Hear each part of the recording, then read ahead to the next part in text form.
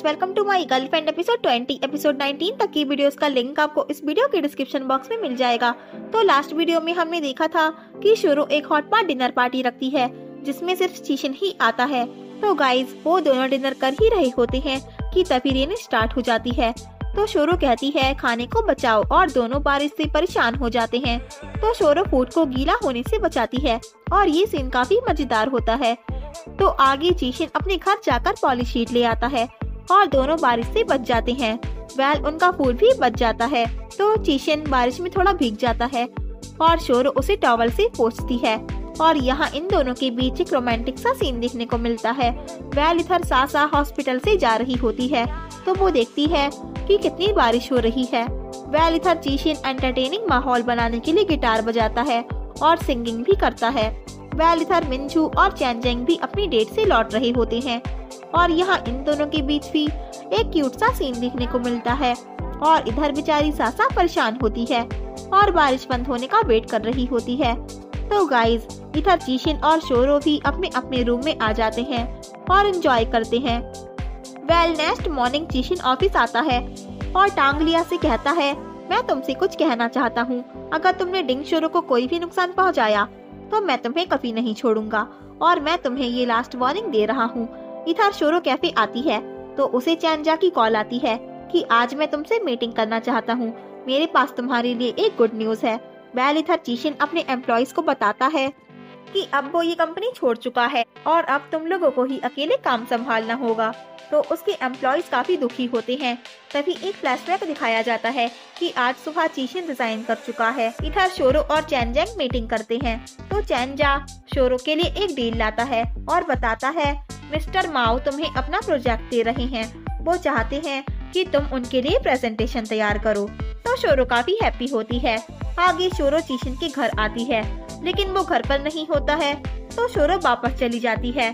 आगे शोरो अपना फ्रिज खोलती है तो उसमें लगा स्कैनिंग कोड देखकर उसे चीशन की बातें याद आ जाती हैं कि जब वो उसके घर में रहता था तो कैसे वो उसे पे करता था और वो स्माइल करती है।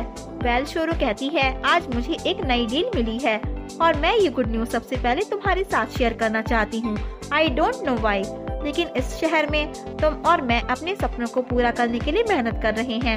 वेल, इधर चीशन और उसके एम्प्लॉइज की मीटिंग भी ओवर होती है तो वो उन्हें ड्रॉप कर देता है।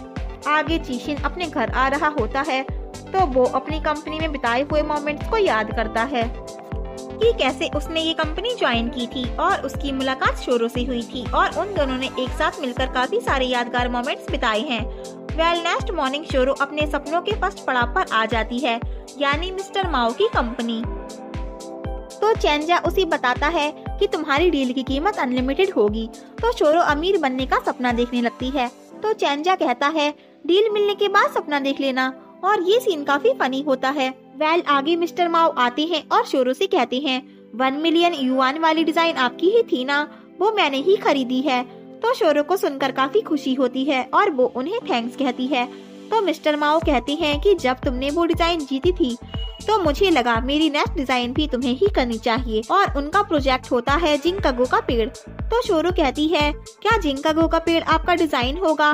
तो वो कहते हैं ये सिर्फ एक पेड़ नहीं है, ये मेरी लाइफ की एक याद है और मेरा सपना है। वेल, वो शोरो को पेड़ का फोटो देते हैं और एड्रेस बताते हैं जहाँ उसे अपनी प्रेजेंटेशन तैयार करनी है और अगर उसने ऐसा किया तो उसे मुँह मांगी कीमत मिलेगी।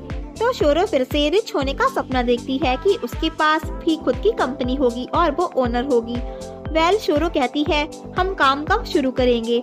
तो मिस्टर माओ कहते हैं तुरंत ही, हम 3 घंटे के बाद निकलेंगे। तो चैनजा और शोरो शॉक हो जाते हैं कि 3 घंटे के बाद। इधर चीशन का अलार्म बजता है और वो उठता है तो वो कहता है मैं तो भूल ही गया कि मैंने रिजाइन कर दिया है और वो फिर सो जाता है। इधर शोरो जाने के लिए पैकिंग कर रही होती है तो चैनजा कॉल पर कहता है ज्यादा कपड़े लेकर जाना और अपना ध्यान रखना, वहाँ ठंड है। तो शोरो कहती है मैं 2 दिन में वापस आ जाऊंगी, मेरी चिंता मत करो। इधर चीशन के पास भी मिस्टर माओ की तरफ से यही डील आती है। वेल, आगे 3 घंटे के बाद शोरो आ जाती है तो जैसे ही वो मिस्टर माओ के कैबिन में आती है तो वो वहाँ चीशन को देखती है और चीशन शोरो को, और दोनों एक दूसरे को देखकर शॉक हो जाते हैं। तो गाइज, शोरो और चीशन दोनों ही इस प्रोजेक्ट का हिस्सा बनते हैं। वेल शोरो चीशिन से पूछती है तुम मिस्टर माओ से मिलने क्यों आए हो? तो तभी एक फ्लैशबैक दिखाते हैं। मिस्टर माओ चीशिन से कहते हैं मैं उसे तुम्हारी वजह से ये प्रोजेक्ट देने के लिए तैयार हुआ हूँ। मैं वास्तव में तुम्हारी प्रतिभा की सराहना करता हूँ। अगर तुम डिंग शोरो के साथ इस प्रोजेक्ट में सहयोग करोगी तो मैं तुम्हें फाइनेंस देता रहूँगा। मैं जानता हूँ कि तुम रिजाइन कर चुके हो, इसलिए मैंने तुम्हें यहाँ बुलाया है।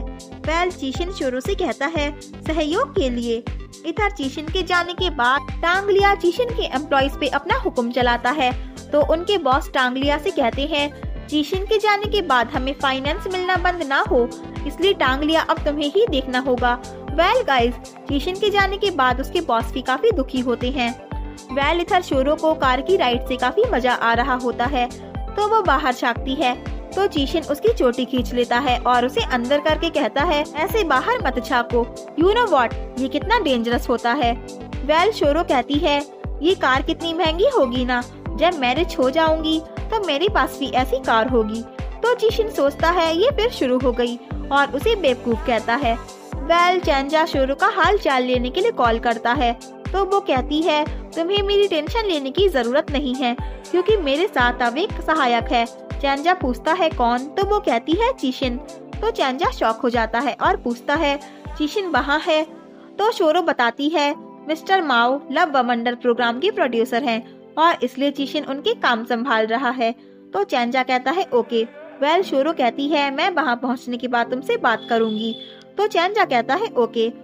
वेल शोरो और चीशिन की क्यूट सी नोकझोंक चलती रहती है और शोरो को नींद आ जाती है और वो सो जाती है और ये एपिसोड यही एंड होता है। If you like this video please like share and comment and या don't forget press the bell icon. So thanks for watching this video and bye.